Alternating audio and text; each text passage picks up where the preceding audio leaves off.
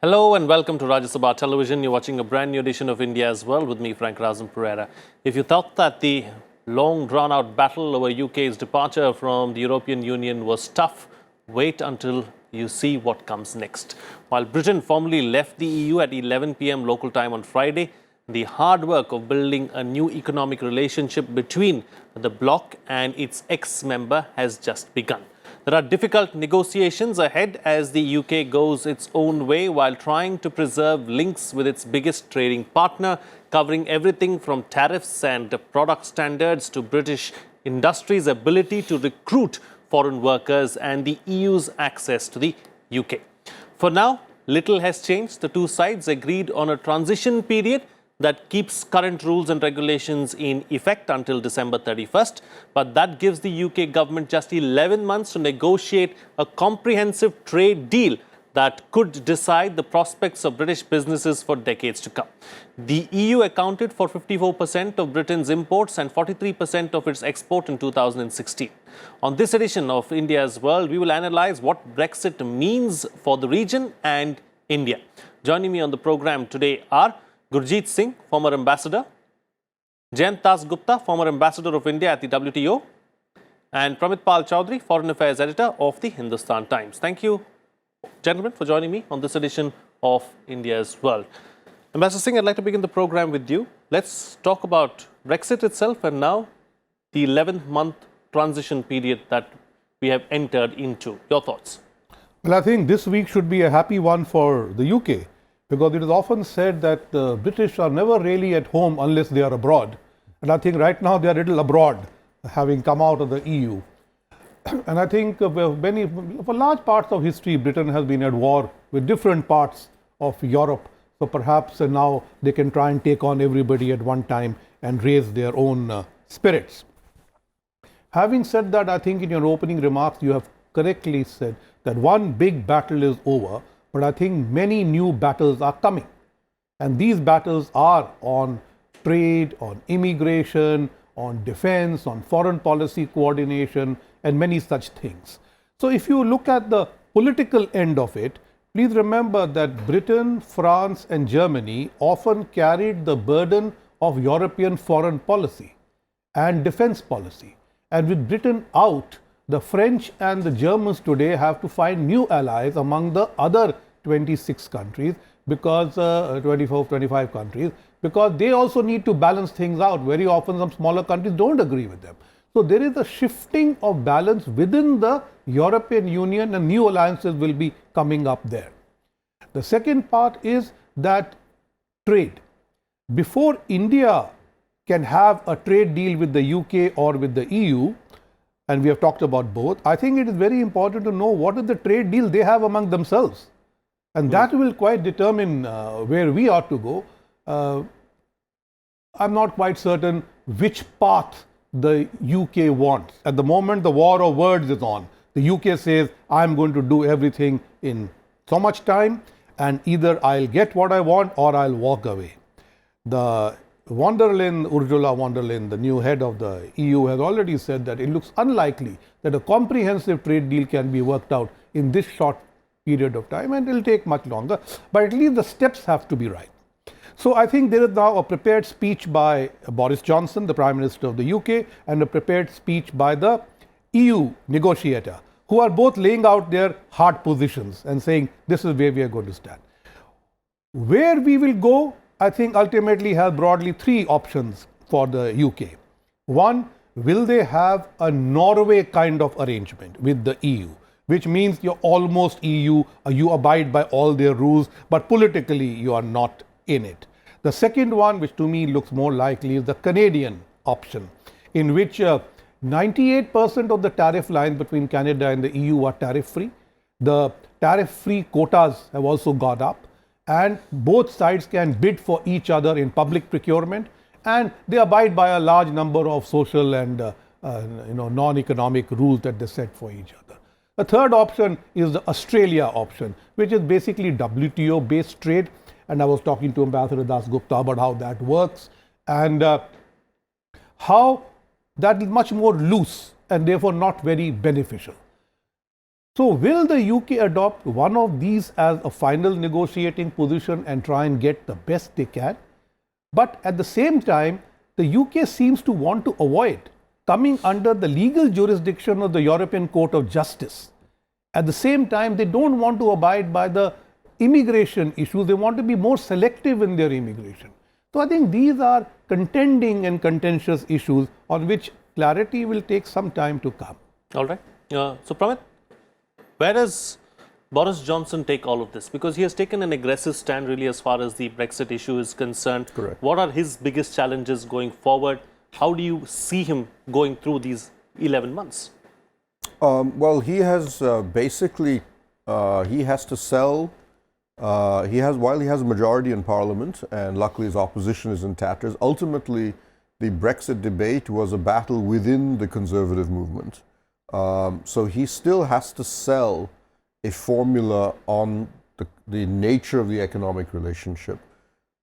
He has publicly said that he wants to have the Canadian type agreement. But even a Canadian agreement, if you look at the EU-Canada FTA, it's 1,600 pages long. And besides the tariff segments, there are huge amounts on regulatory harmonization, transparency, and so on. And in theory, he's claimed he can get this all done by the end of this year. I would argue that even for something like a Canadian agreement, that is extraordinarily ambitious. But he still has to do it in a manner, and this is the part that I would argue, is that he, I suspect, will agree to a trade agreement that will be arguably not very different from some of the proposals that Theresa May, his predecessor, had put forward to Parliament and had been rejected. But he has to make a lot of noise between now and the end of the year, or when he finishes these negotiations, to make it look like he is negotiating in a tough manner. So that at the end of it, the noise is so great, both the right wing and the centrists of his own party will agree to whatever he's done. And the Brexiteers, the hard Brexiteers, will basically accept that he has done a good job, even though he may not, on paper, have actually done much different from what Theresa May had done earlier. So you can already see the foreign minister openly attacking the European Union. The European Union, in its response, has already said, for example, on the dispute over Gibraltar, that they will now support Spain 100% over England, and Spain's position is simply that Britain should leave Gibraltar. And I think you'll see the rhetoric continue to get worse between now and the next, of probably all through the coming year. And Johnson has to keep in mind, has another political problem. Right now, he is in the worst of both worlds, because under the so-called transition period, Britain effectively now follows all the regulations of the European Union. It accepts the judgments of the European Court of Justice, but it has no right, and it has lost all its representation in all the EU political institutions, the Commission, the Council, the Parliament. So it has no influence over either the decisions or the regulations that are generated over the next 1 year. So in many ways, it is trapped within the European Union with absolutely no power over what the European Union does, which means Johnson must fight even harder and make even more noise than you would expect to cover up the fact that he is right now a prisoner of the European Union. Okay, all right. That having been said, Ambassador Dasgupta, can we expect the EU to be accommodative going forward, or do you see a long and protracted battle really to try and sort out some of these trade issues, these FTAs, and so on and so forth? Well, I don't think the EU will be extra liberal in accommodating the requests that may emanate from Boris Johnson. The EU has taken a hard line in the past few years, and one of the reasons behind this is that Britain, of course, is an asset for the EU, one of the largest after Germany, and once it walks out, it considerably reduces the strength of the EU on the economic side, on the political side. And it also gives a kind of an incentive to other countries which are doing reasonably well economically to try to walk out of the European Union. Secondly, the contribution of the EU, every country has to contribute. And one of Boris Johnson's messages in the case of the referendum 3 years ago was that, Britain would, of course, benefit overall by not contributing. But that has proved to be, the figures which were quoted have proved to be wrong. So the EU will also miss on Britain's contribution to the general kitty, because the poorer countries draw more from the EU than they contribute.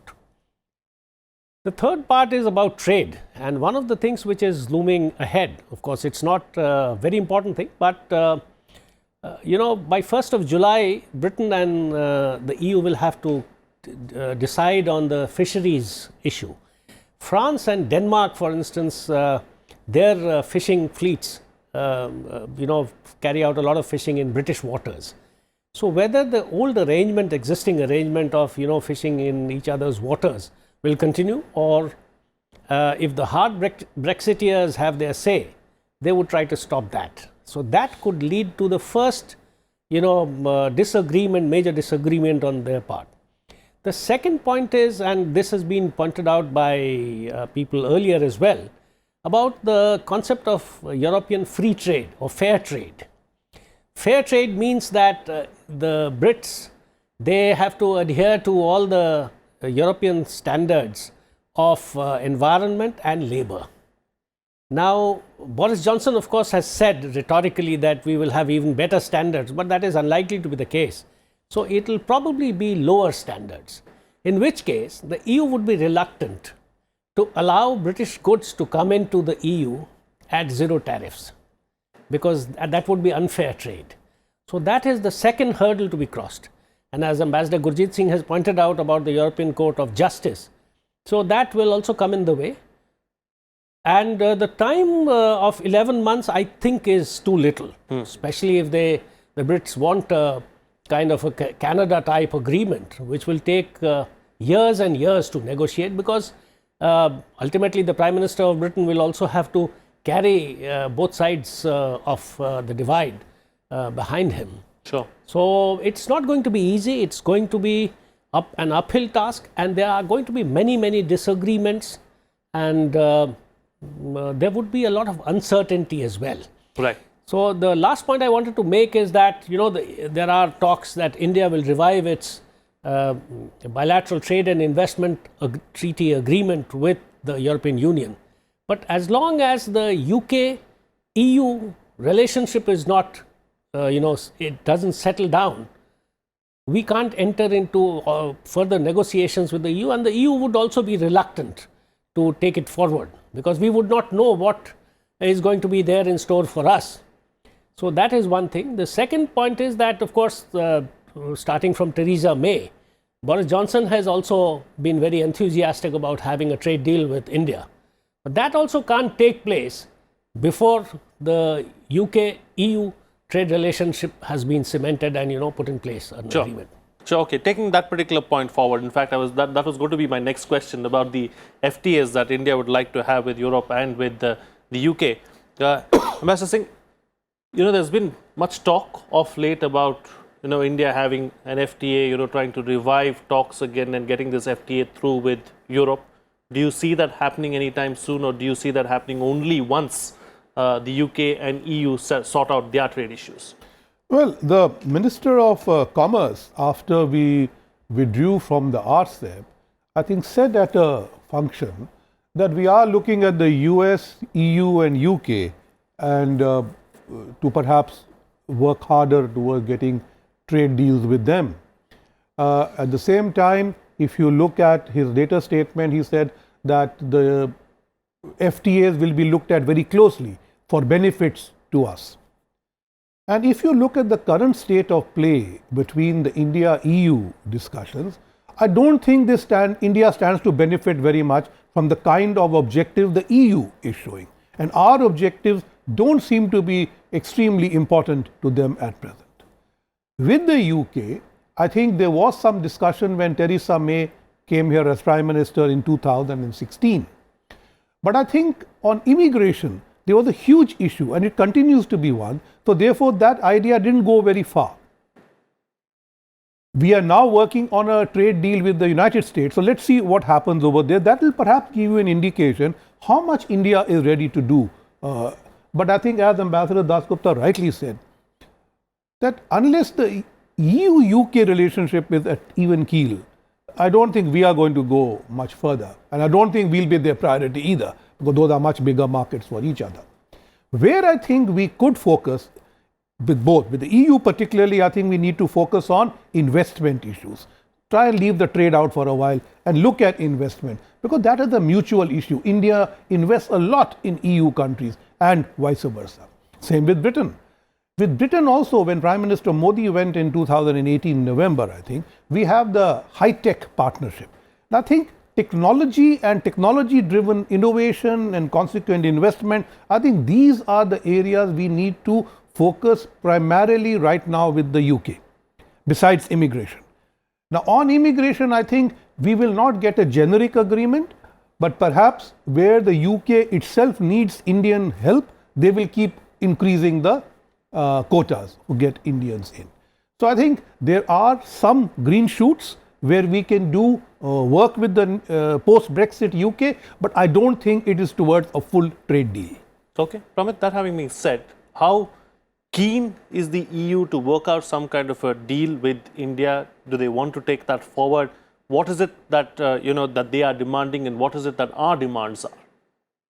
Well, the EU-India FTA negotiations are a sort of sorry story, and while both sides have now expressed an interest in reviving, or at least beginning to talk about talks, shall we say, especially after we were forced to walk out of RCEP, and the EU post-Brexit, and their all, should we say, mutual concerns about the decline of the WTO and where America is going on trade policy.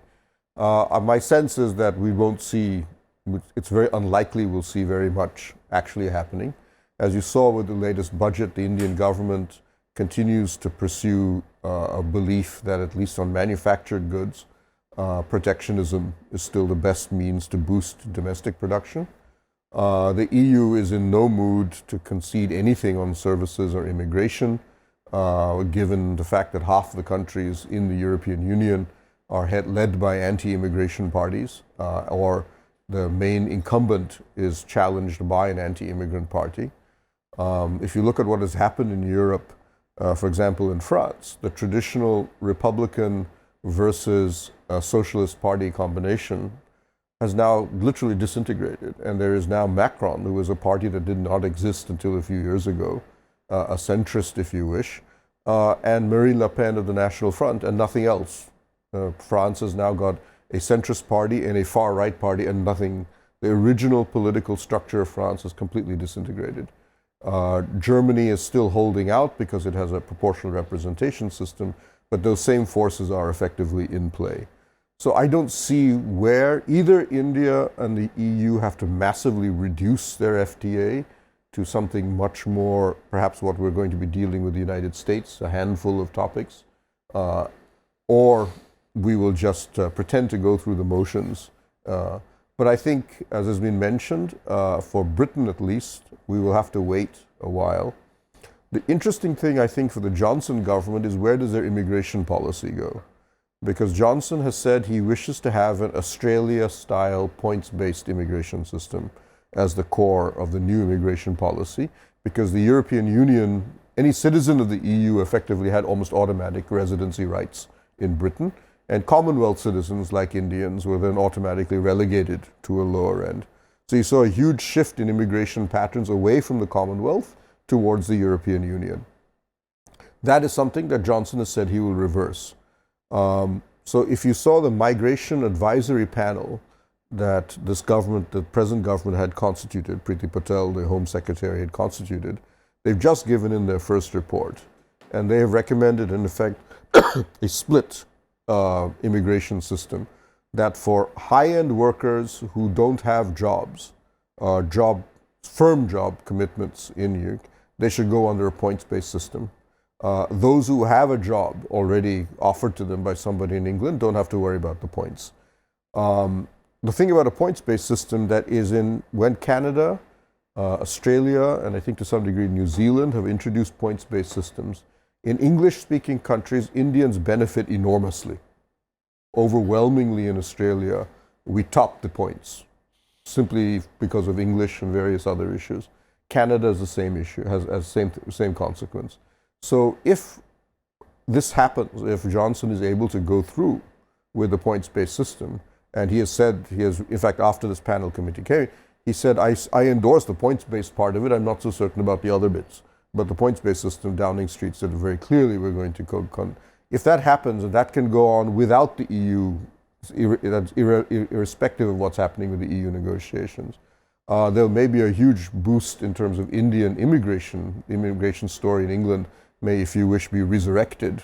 It kind of died out in the 1970s and be resurrected again. Right. All right. So what's the way forward then for India? What options does India have going forward, Mr. Dasgupta? I think we have to look at Britain first, and Britain, Indian investments to Britain were the fourth largest in terms of outward investments from India. We invested in information technology, in auto components, in pharma and healthcare, and in a few other areas.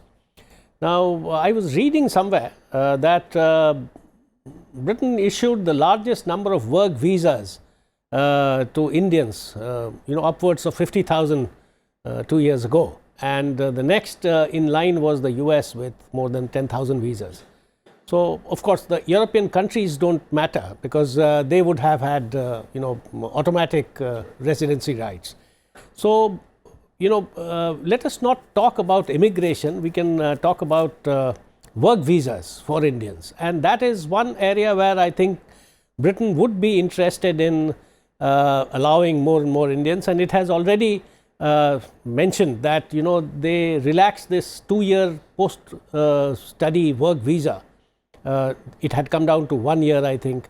So, it has been extended to 2 years.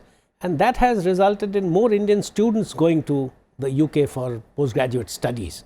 So, that is one, normal channel which gets converted into jobs and work visas and so on. So, that is a very good area where Indians will stand to benefit. The point is the EU faced businesses in the UK where India was investing. We don't really know where they will stand once this deal between the UK and EU gets finalized. And Indians will then step back and take a look at, where their benefits will be more. President Macron 2 years ago said that France should be the gateway to Europe for Indians, and not, he didn't mention, not the UK. So, there are many imponderables in this equation. And as far as the traditional areas are concerned, we also have to look at, there are predictions that the UK growth rate will come down in case of a hard Brexit or, political uncertainty over the end, whether it takes place in 11 months or 2 years or whatever. So, if the British economy itself does not do well in the next 1 year or 2 years, then the influx of Indians on work visas will also get reduced to that extent. Right. And opportunities for Indians to export to the UK and through the UK to the rest of Europe will also come down. Sure. Okay, time now to get closing comments from all the guests with the best way forward for India, starting first with you, Ambassador Singh. Well, if I was to choose which one to go with first, I would go with the European Union. Because if you see the government of India's foreign policy line, we continue to believe that our relationship with Europe is underplayed and needs to be built up.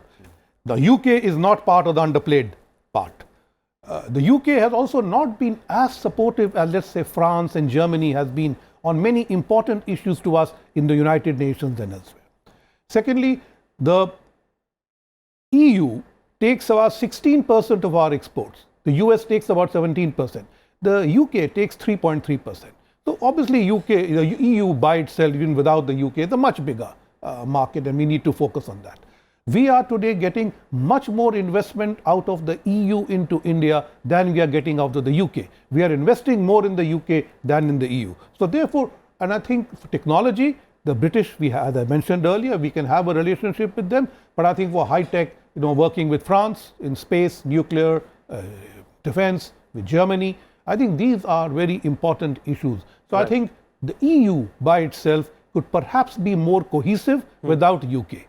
And I certainly think in the European Parliament, the absence of British MEPs could certainly be a boon for India in the future. Okay, all right, Pramit.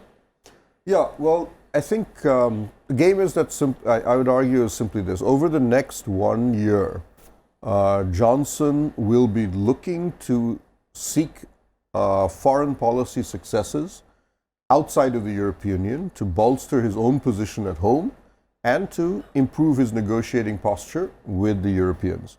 So you'll notice he's announced, I'm going to do trade negotiations with the European Union and the United States at the same time, which I suspect is going to be very difficult, but the game is to try and show that I'm not isolated globally. What I've heard is he's already indicated to the Indian government that he wants to come here by April, May. And he has already publicly said that India is one of the first countries I want to visit once I've done the Brexit deal. So the game then is to see what you can leverage out of this from Britain, whether it's on investment, trade, migration, or geopolitics, what votes in the United Nations or elsewhere. And that's what we need to be now assembling a policy to see that given this at least temporary weakness, if you wish, with the British overseas, it's still whatever the 6th largest economy in the world. So it's still a country that we can get benefits from. And I think that's what we should be focusing on. What are the things in the short term, and then potentially in the medium term we should be trying to get from Britain. Absolutely. And Mr. Das Gupta, close the show for us with your concluding remarks. I feel that we need to, of course, the EU is much more important for us than the UK. But the UK has also been a valuable ally, and in terms of trade and investment, it has been one of India's larger partners. So we need to have a two-track, effort going on. We need to have the talks resumed with the EU, because an FTA with the EU would ultimately be of benefit to us. We will also have to make certain concessions in that. And, JETCO, for instance, or the India-UK Trade Review, that has identified some areas where there could be further cooperation, technological cooperation, and cross flow of investments. So we should start talking about those areas, so that once the EU-UK agreement falls in place, we can move on those areas quite fast. Okay, all right. On that note, then we'll call it a wrap on this edition of India as Well. Thank you to all my guests for joining me on the program and putting things into perspective for us. That's it from me, but we'd like to hear from you as well. Our email ID is indiasworld.facebook@feedback@gmail.com. You can also tweet to us using our Twitter handles at FRP09 and at Rajya Sabha TV. See you again next time.